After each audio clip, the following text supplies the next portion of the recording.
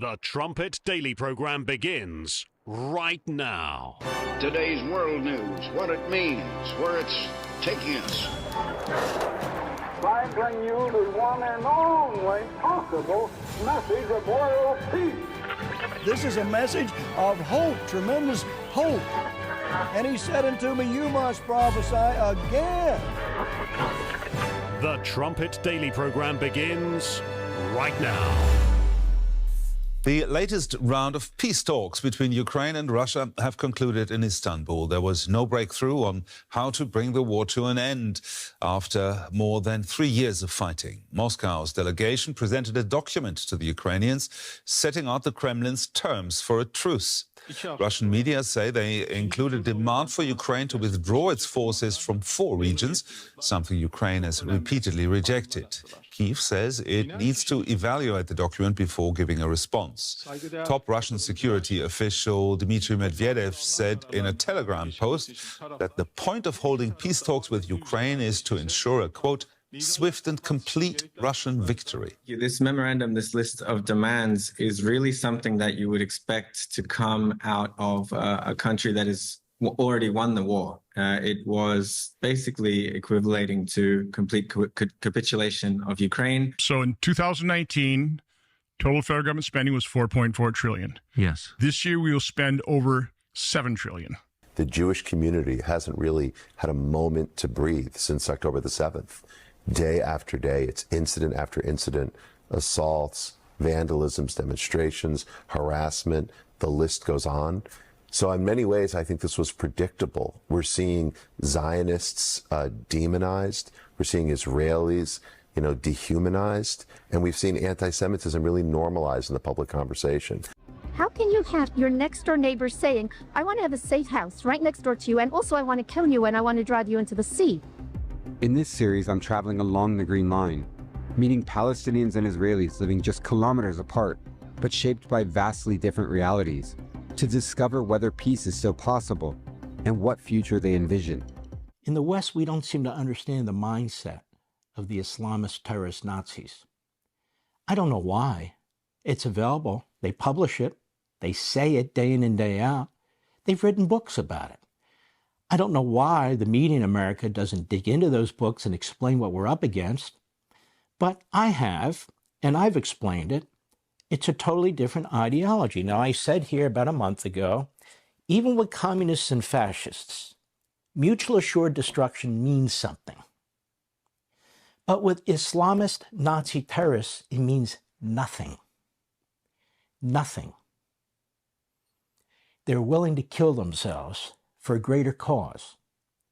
And in fact, as long as the West exists, whether it's the Jews in Israel or the Christians in the Middle East, or the entire West, Christian majority, America or Europe, as long as we exist, and that includes Muslims who don't buy in to the terrorist ideology, as long as they exist, well, then they can never go to heaven. They can never achieve what God wants them to achieve. And so they're not going to stop. They're not going to allow a piece of paper to stop them. And they are suicidal. It is a death cult. Mutual assured destruction doesn't work. This would be the first regime, a terrorist, Islamist, fundamentalist regime with a nuclear weapon. Now, is this what we want to see on our watch? I'm open to voting for the bill. I'm open to compromise on the bill. I'm just not open to supporting $5 trillion. This will, in debt ceiling increase. This will be the first time the debt ceiling's ever been increased by all Republicans. It'll be the first time that conservatives lose their moral high ground by voting for a debt ceiling increase, and not a small debt ceiling increase. This will be historically the greatest increase in the debt ceiling ever in our history, at a time when we're having trouble selling the 10-year bond. We're having interest rates at 5%. We also are having the interest payment over $1 trillion. Imagine what happens if the interest payment doubled. We're paying on average about 3.5% now. We were paying 1.7% on the debt. What if it doubles again? I think it'll be unmanageable. It'll crowd out all other spending. We're also going to have another inflection point right now. We're going to vote on a rescission package. I've been bugging the administration for months. They're going to send us one, a very paltry $9 billion. But this is the country's going to be able to view this. If those Republicans who cannot cut $9 billion, the whole country needs to know who they are and why they can't cut $9 billion. Because if we can't cut $9 billion in foreign aid welfare, the country's doomed. The country is doomed as the dangerous new world turns. It's just like the Apostle Paul said in 2 Timothy 3. You know, in these last days, we're living in perilous and dangerous times. You're listening to Stephen Flurry, and this is the Trumpet Daily. We appreciate you joining us on today's show. You can get to the live video stream of this program at trumpetdaily.com or at the Rumble channel. Just go to rumble.com/Trumpet Daily. We also have the evening replay on LFA TV over at Rumble as well. If you'd like to email the show, we can be reached at td@thetrumpet.com. So if you think, you look at all of these events and then look at America, in so many ways, we're our own worst enemy. I mean, it was easy. It was easy to pick on the dear leader during the days of the fundamental transformation, his first 2 terms, and then the fake presidency under Joe Biden. He wanted to fundamentally transform the United States. But listen, in other ways, the fundamental transformation continues. We're killing ourselves. You heard Ron Johnson there. He said just 5 years ago we were spending $4.4 trillion, and now it's $7 trillion. We've nearly doubled spending in just 5 or 6 years. And then as Rand Paul brings out there, I mean, you can hardly even make a tiny little cut to the budget. Listen to this.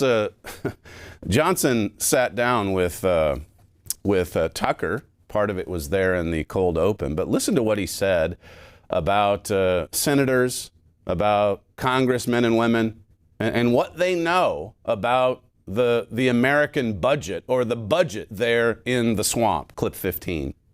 I got up in front of the group. I'm generally the skunk in the room, or the kid who says the emperor has no clothes. And I just asked my colleagues, hey, anybody know how much we spent last year in total? Dead silence. I went out to the Washington Press Corps. By which you meant what we spent in last total, year? the federal government, what the federal government spent in total. No, just the bottom line number. If anybody knew, they didn't volunteer it. I went out to the Washington Press Corps, asked them the same question, and one of the reporters said, well, it's over $1 trillion. No, that's just discretionary spending. That's about 25% of the budget. I mean, total spending. The answer is, I think, $6.3 trillion. Understand, the federal government is the largest financial entity in the world. We, in theory, are the 535 members of the board of directors. And nobody really knows in total how much the federal government spent because we never talk about it. They're the board of directors of the company, so to speak. They run the budget, and they don't even know how much they're spending. They don't even know. Hosea 13 and verse 9 says, "O Israel, you have destroyed yourself." You're destroying yourself. As I say, I mean, in many ways, the spirit of blotting out even the name of Israel, it's still alive and well. I mean, look at what we're doing to ourselves just in terms of spending. They don't even know. And yet, you listen to all of them talk, and I mean, they speak with confidence. They know how to get this ship back in the right direction. Oh, yes. Listen to Scott Bessent. I forget his title, but he's basically the economy guy in the Trump administration. Clip 12. I want to ask you about this big tax bill that worked through the House is going to the Senate next. In it is a increase or suspension to the debt limit that you need delivered on by mid-July. How close of a brush with default could this be, given how massive some of the Senate changes are expected to be to the other parts of the bill? Well, first of all, Margaret, I will say the United States of America is never going to default. That is never going to happen. That we are on the warning track, and we will never hit the wall. the United States is never going to default on its debt. I mean, that's pretty scary. That's a scary kind of ignorance right there.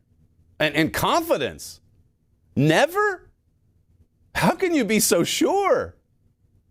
Last week through the program, I forget which one it was, maybe last Thursday, I mentioned the former U.S. Senator Tom Coburn saying that history says we're not going to make it. If you just look at other republics, if you look at other nations that have gone into this kind of debt, that have had this kind of out-of-control spending, all these record-setting deficits, and it just increases.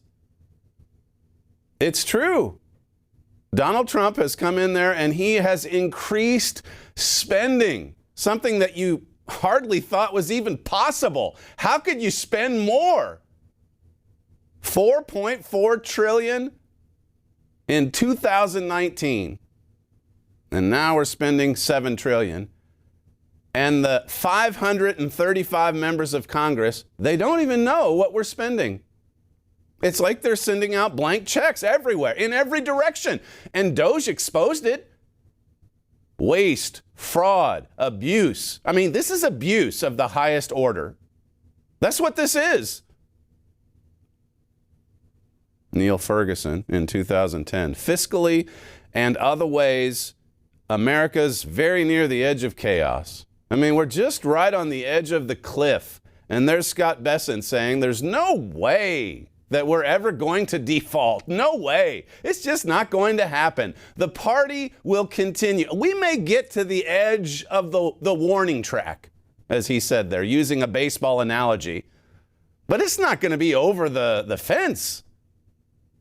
No, I mean, if anything, these people think that they're hitting grand slams. Everything that they do, you can't miss. That's dangerous thinking. To think that there could be nothing that would be wrong. We can't go wrong. And you see that same attitude and spirit in peace negotiations, peace, prosperity. But what does the Bible tell us? It tells us that if the wicked is borrowing and borrowing and borrowing, and then they can't pay it back, well, we're going to be destroyed because of it. Because it gives the lenders control. It gives the lenders power. It's important that we see where this is leading. What would it do in just a normal family?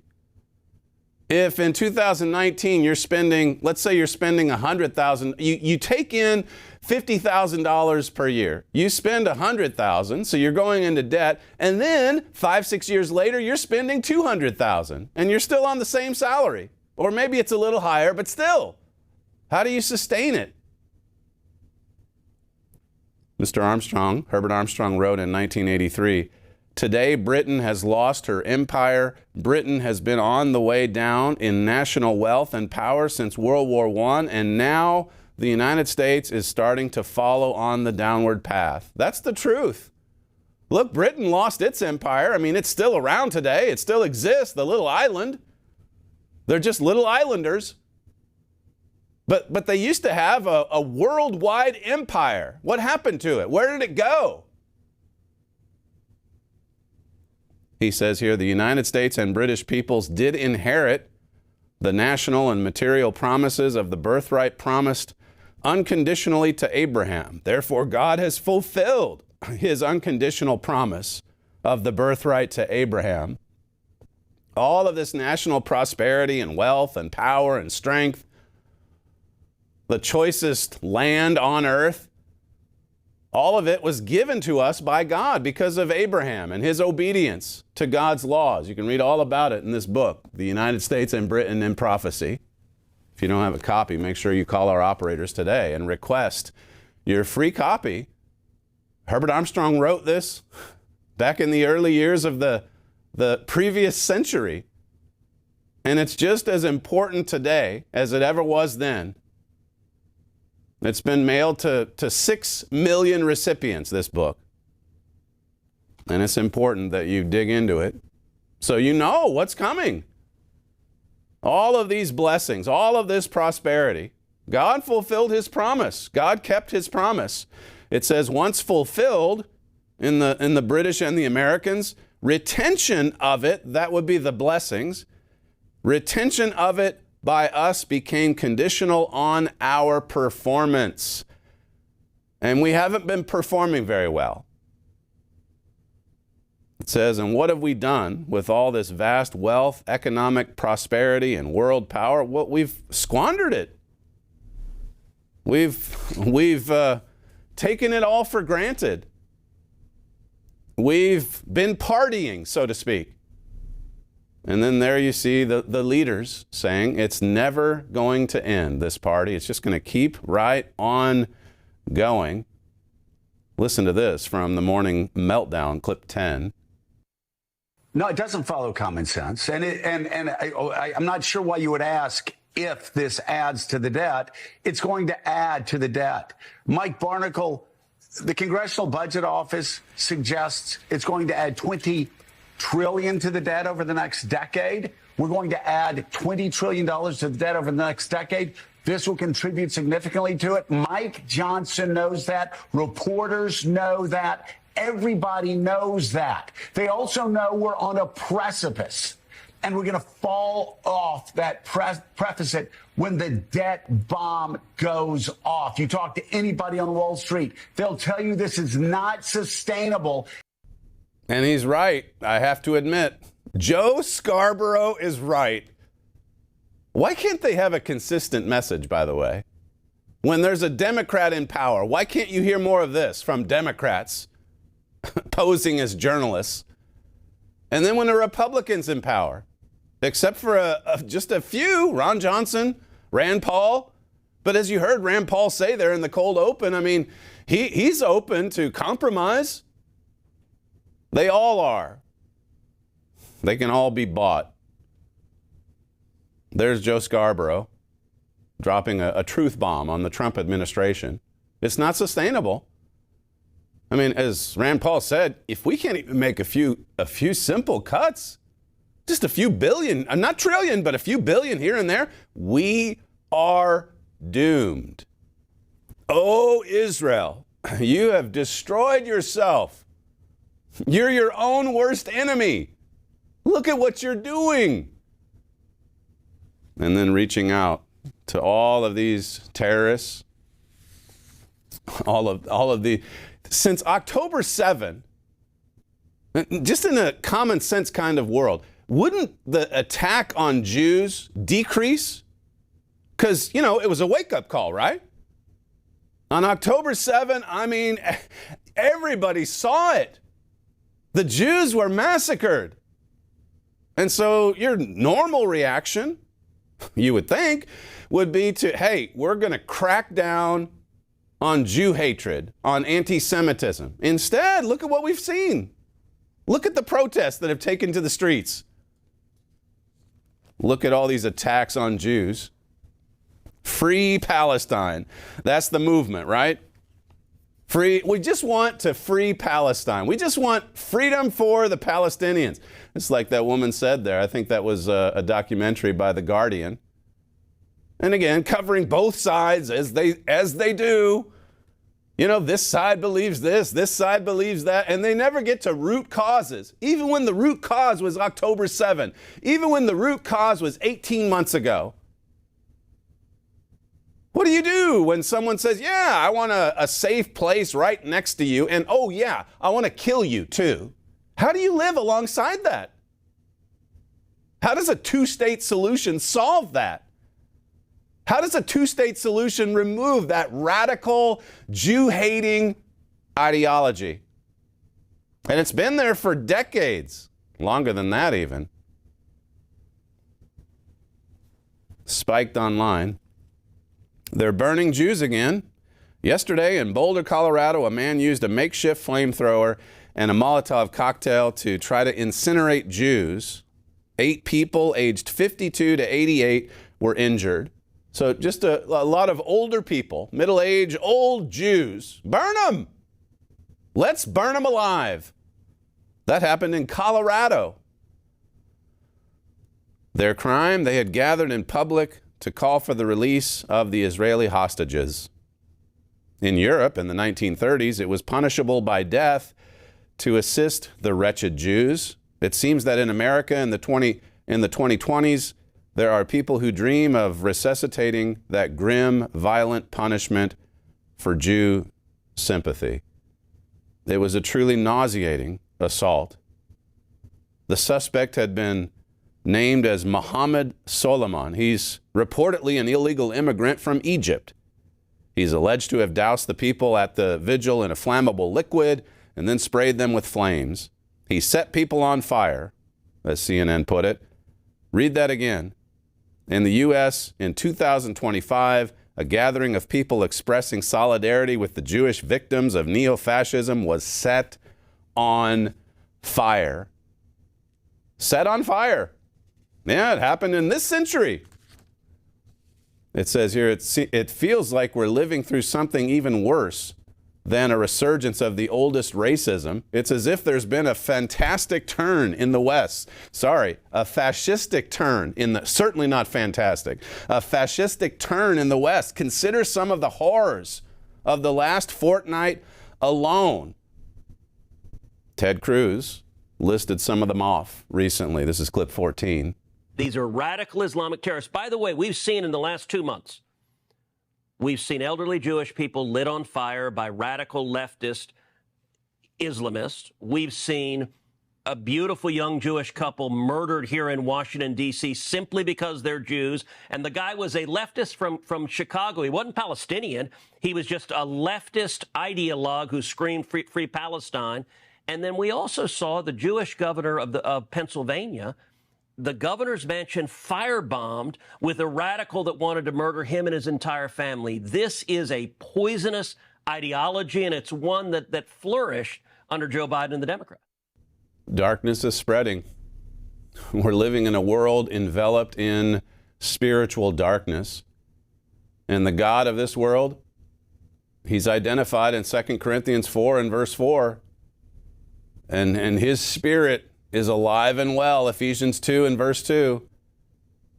Revelation 12 speaks of Satan the devil and his demon army as being cast down to this earth. And God says, woe unto the earth. These are dangerous times.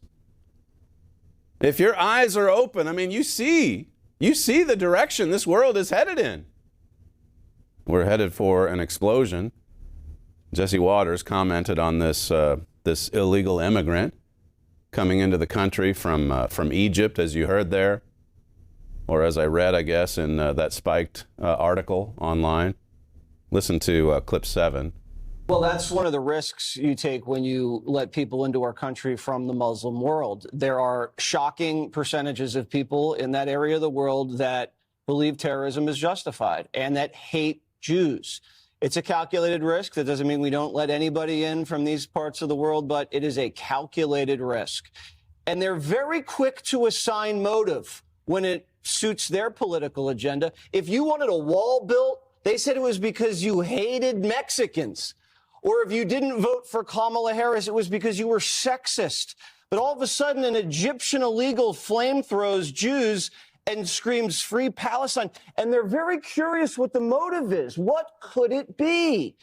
Same with labels. You know, Greg just mentioned labels. You can be a trans polyamorous werewolf, okay, but never a terrorist. You cannot be a terrorist anytime. Fort Hood, workplace violence. Benghazi was just about a video reaction. Or even Tesla terrorism. It's not economic terrorism, it's property damage. You see this also, Greg mentioned it again. The guy was called white. I mean, he's born in Africa. He's an Egyptian alien Muslim. It's like if this guy had gotten away, what would the media have said? Be on the lookout for white man last seen with a cocktail. This is dangerous the way they're reporting it, and they're reporting it this way because their own voters are chanting the same slogans as the terrorists. The border policy is dangerous, and now Jake Tapper's even admitting that Joe Biden has caused the border crisis. And it's also because they are afraid to alienate the Hamas wing of their party. The Hamas wing of their party is very powerful, very influential, has a lot of money, and has a lot of energy on the ground, and they don't want to do anything to upset that. It also, reality is intruding on their storyline. Their storyline is that they're the party of love and Donald Trump's the party of hate. And you can have a slew of hate crimes. And we've seen them. They're burning down the homes of governors. They're executing Jews on the street of D.C. And now this. We're seeing it all over the place. And of course, we've seen this dangerous kind of reporting along with it. You know, go back to the summer of love, you know, mostly peaceful. I mean, how dangerous is this when terrorists are burning Jews and then you get terrorist sympathizers reporting on it? This Spiked Online article says, where they burn books, in the end, they will also burn people. We might now say that where they violently deface expressions of solidarity for Jewish hostages, they will also violently assault the people who offer that support. The violent actors are responsible for what they do. The rest of us are responsible for how we respond. And if we fail to respond to a literal Jew burning with the righteous fury such a sick crime calls for, then we risk compounding the original horror. Humanity's conscience has slept long enough. We are asleep when we should be wide-eyed awake. We're sleeping. We're sleepwalking our way to a massive explosion of violence. And the signs are all there. You can see it. You can see where we're headed. You should be able to see it. We can see it for sure when we shine the sure word of Bible prophecy on it. In the last days, perilous times shall come. Read, as I've said, read the Olivet prophecy. Read our booklet, The Four Horsemen of the Apocalypse. Get your nose into Bible prophecy. Get into the United States and Britain in prophecy so that you can see where that this is leading. These are dangerous times. I've only scratched the surface here. When we come back, we'll look at this Axios report. U.S. nuclear deal offer allows Iran to enrich uranium. What? We'll get into that when we come back. You're listening to Stephen Flurry, and this is the Trumpet Daily. We'll be right back.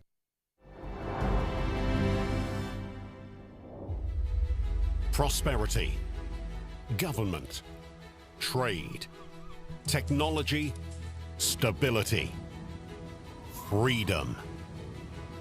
The last 2 centuries have been the exception in human history. How did we get here? The 19th century was dominated by an empire that exported civility, order, standards, and opened the doors for global trade. It ended slavery and implemented a system of governance that protected people's rights. And then in the 20th century, a new power came to dominate. Remarkably, one that would continue in the same traditions as its predecessor. For 200 years, the United States and Britain dominated the world stage. How did these two nations rise to prominence so suddenly? And why are their legacies so relentlessly attacked today? The astonishing truth is that your Bible prophesied the rise of Britain and the United States. It also prophesied their fall. The biblical identity of these two nations is the vital key that unlocks Bible prophecy. This lost master key to prophecy is revealed in Herbert W. Armstrong's most requested book, The United States and Britain in Prophecy. You must understand the biblical identities of these two nations to comprehend where we are in Bible prophecy today. To learn more about this vital truth, request your free copy of The United States and Britain in Prophecy.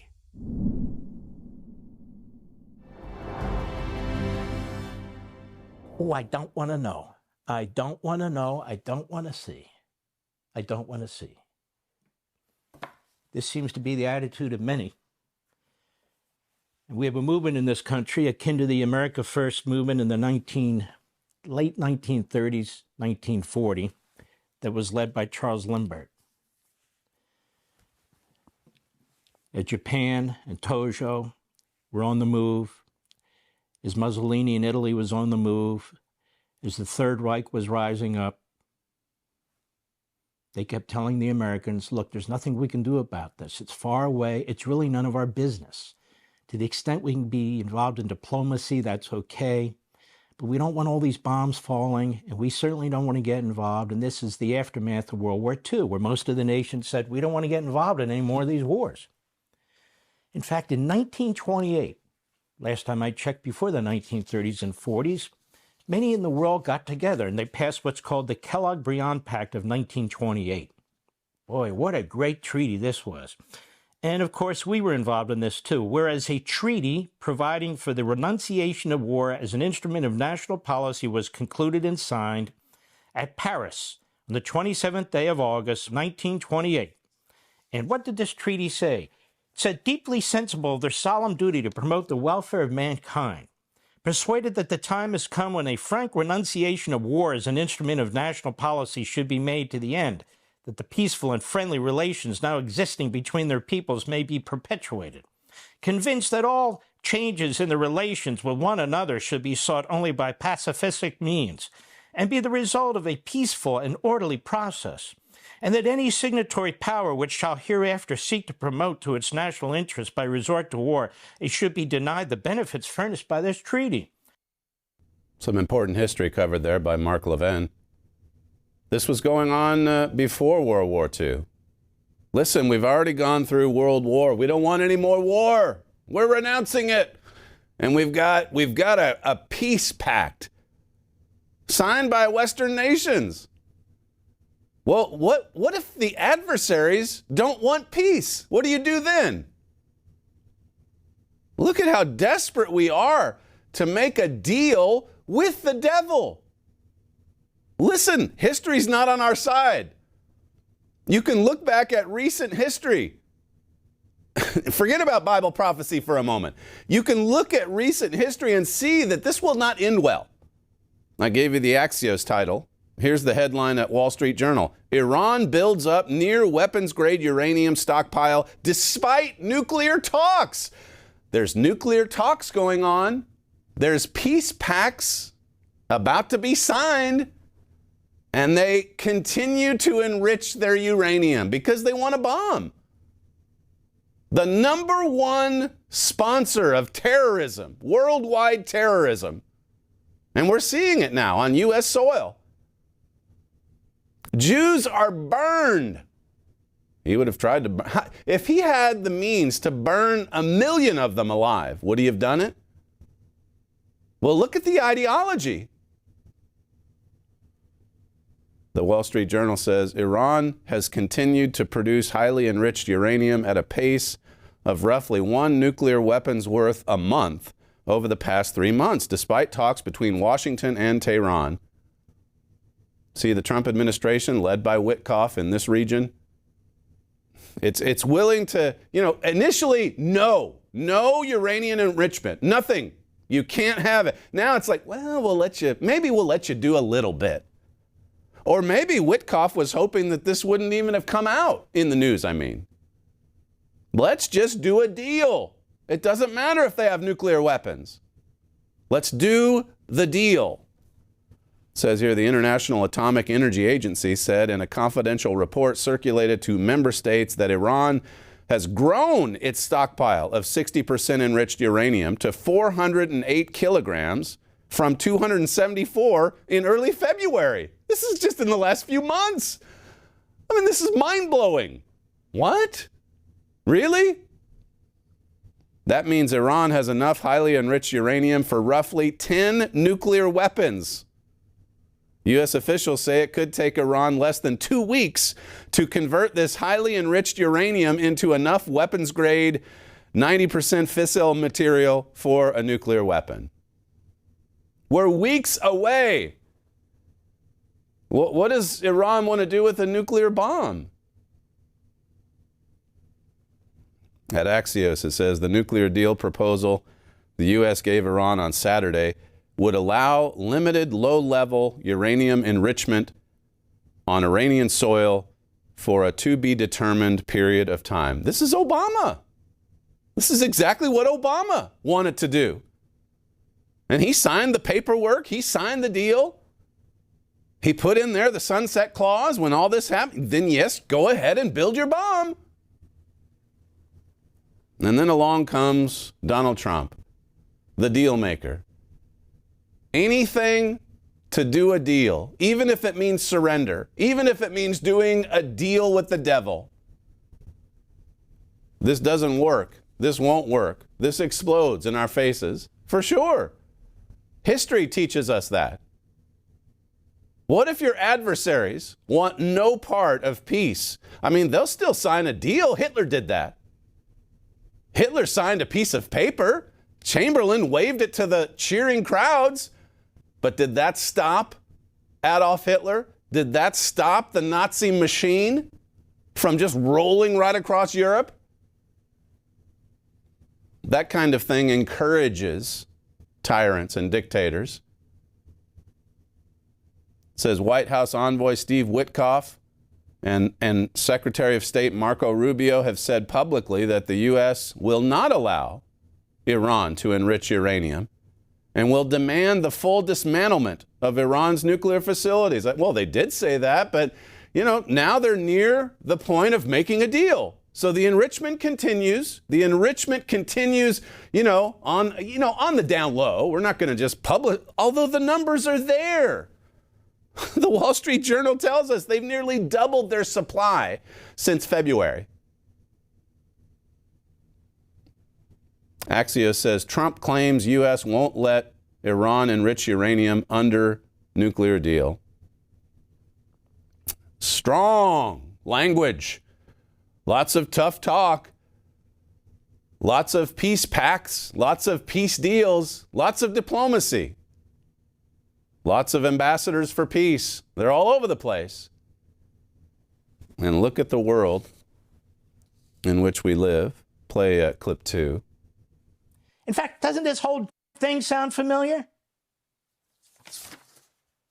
Now, as of right now, while you're watching this, Sunday evening, Sunday night in some parts of the country, the Iranians now have not the capacity for the nuclear weapon, but in effect, a nuclear weapon. Now, what are we going to do about it?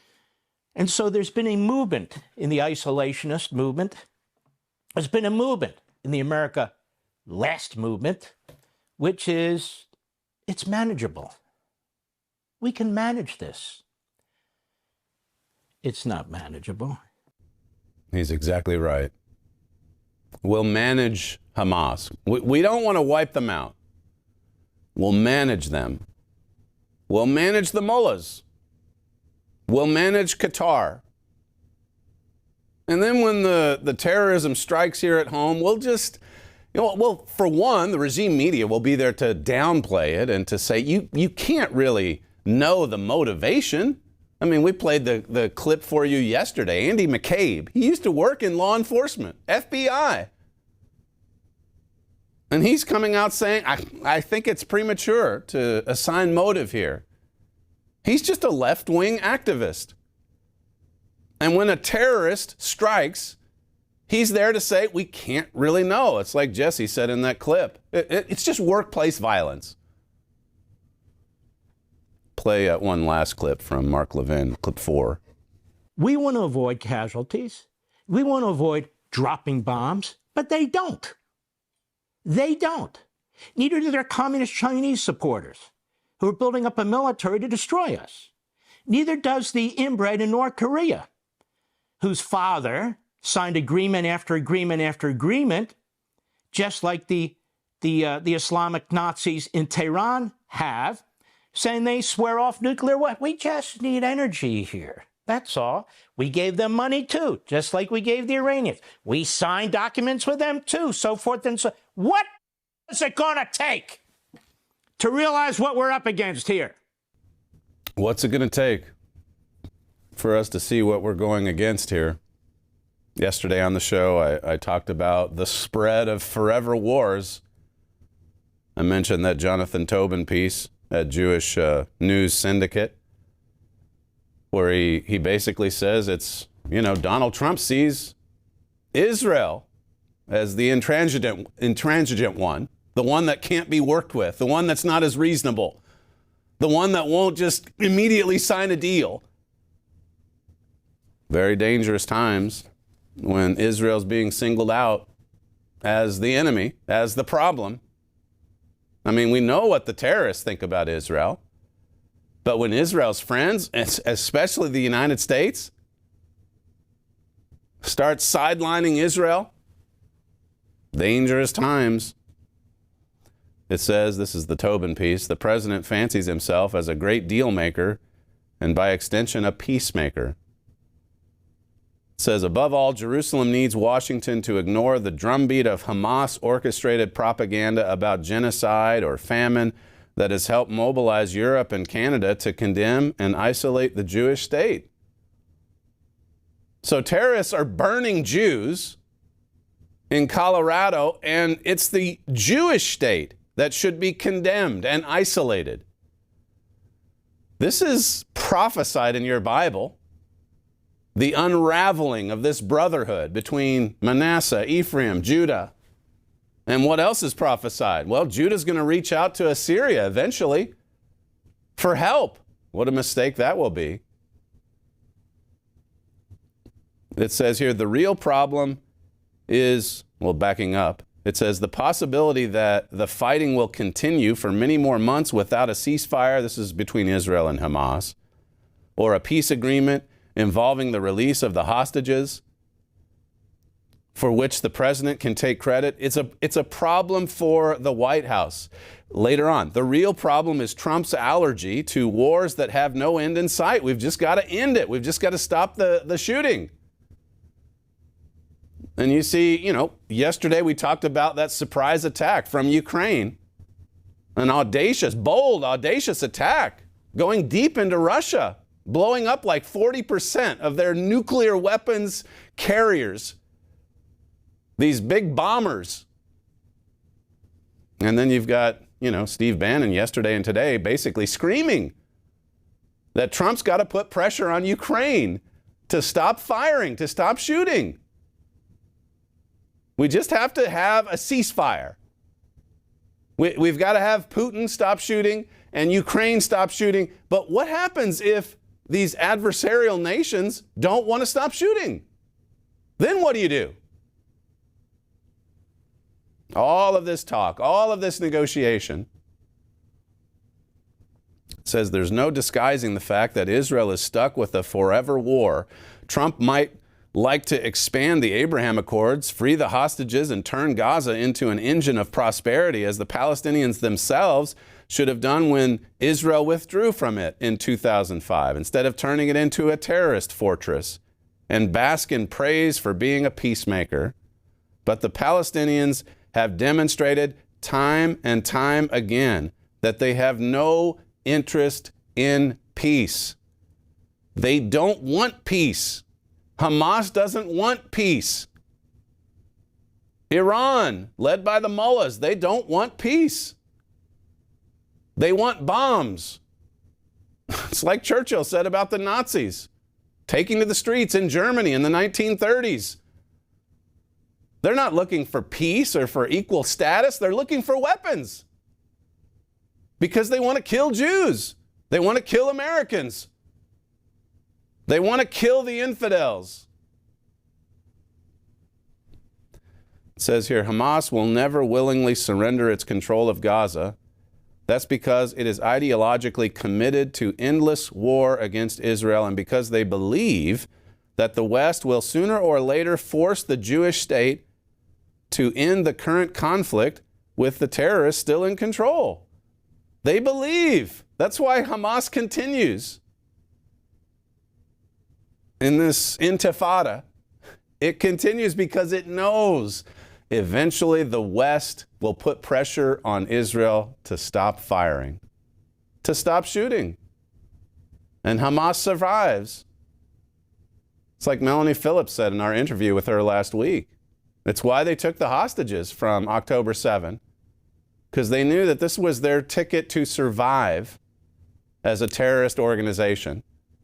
You keep hold of those hostages, and you've got some strong leverage. The forever war started when the Jews were given that state in 1948. There have been a few interludes here and there where the guns weren't firing, but it's always been there.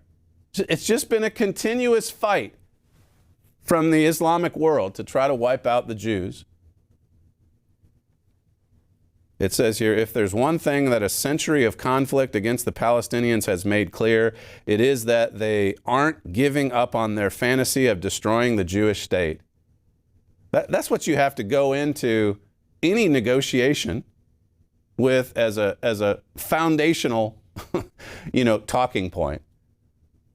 It's like the Jew when all the discussion was going on, years ago with two-state solution and Israel living alongside a Palestinian state. One point that the Jews always insisted on was that, okay, you have to recognize us as a state. You have to recognize us as a neighbor. And they couldn't even do it. It's like Mark Levin says, they broadcast this message. No, we don't want you as a neighbor. We want all the land and we want all of you dead. How do you negotiate with someone like that? How do you make peace with someone like that? They say it openly. They don't even hide it. It's in their charters. And we want peace with these people? Work a deal with the devil. It says if Trump wants to hold on to the title that he rightly earned in his first term as the most pro-Israel president to ever sit in the White House, then he's going to have to accept that supporting the Jewish state involves a recognition that this is one forever war from which neither Israel nor the United States can withdraw. A forever war. Listen to this from Michael Doran from the Hudson Institute, clip 5. When Trump made the separate deal with the Houthis, by which they stopped firing on American ships but continued to fire on Israel, he left Israel alone on the battlefield against the Houthis.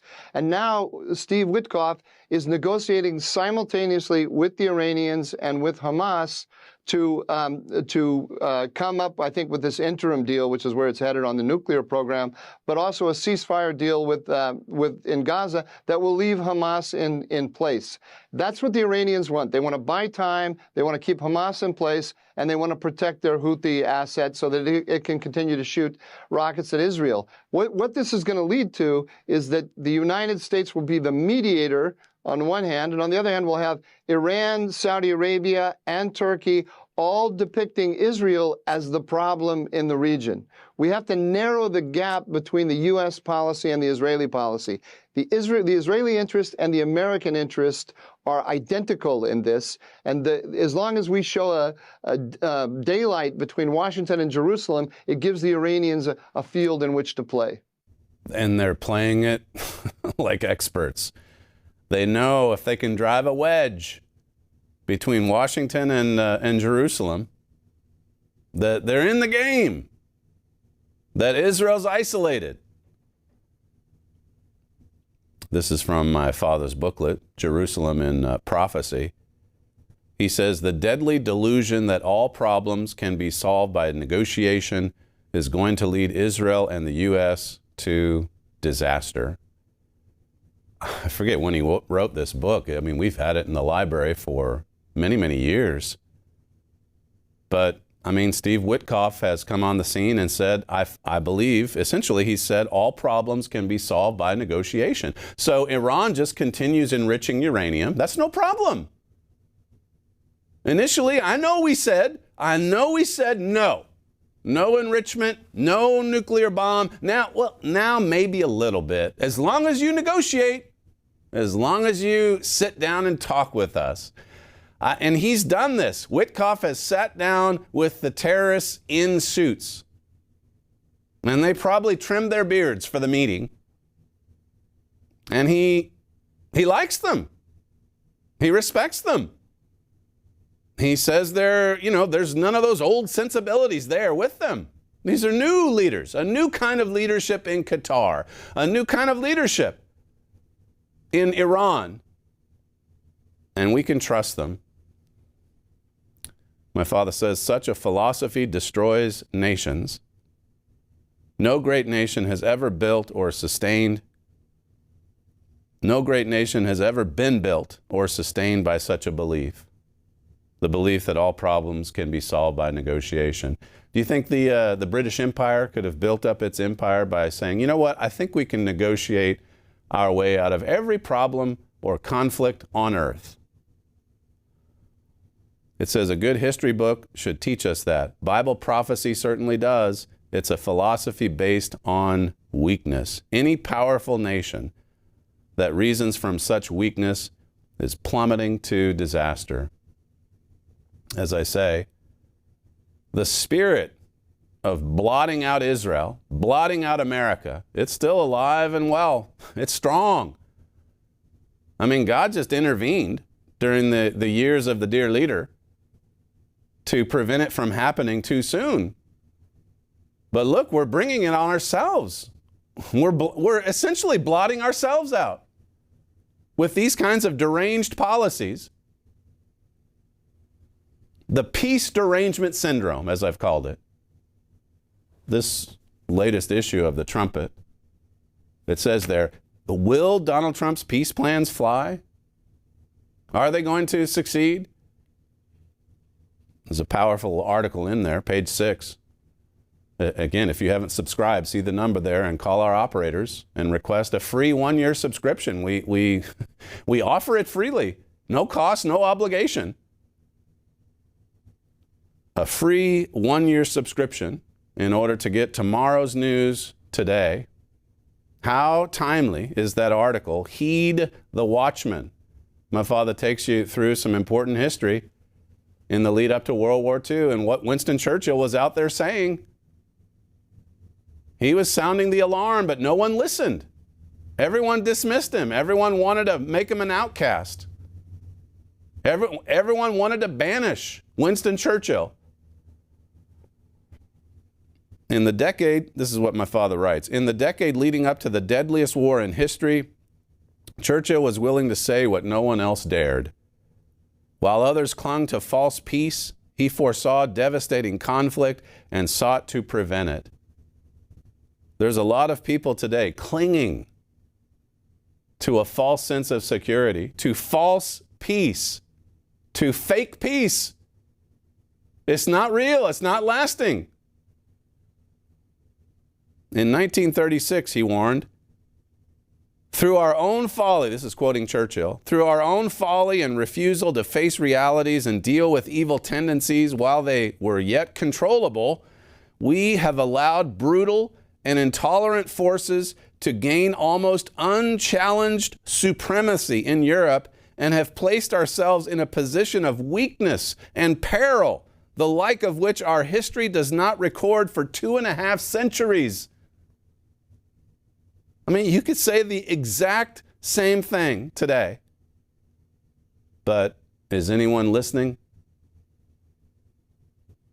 After the war, my father writes, Churchill said, how the English-speaking peoples, through their unwisdom, carelessness, and good nature, allowed the wicked to rearm. Wow. You talk about tomorrow's news today. That's in the latest issue of the Trumpet magazine. Are we allowing the wicked to rearm? Well, we won't even label them wicked, even if they're a terrorist organization, even if they fund, support terrorism. We won't call them wicked. Instead, we view them as partners, negotiating partners, partners in peace. And what does the Bible say? It says that in the end, the ambassadors for peace are going to weep bitterly. I hate to end on somewhat of a negative note, but that's all we have time for on today's show, the fastest moving show in broadcasting. You're listening to Stephen Flurry, and this is the Trumpet Daily. We thank you for joining us on today's program, and we'll see you again tomorrow.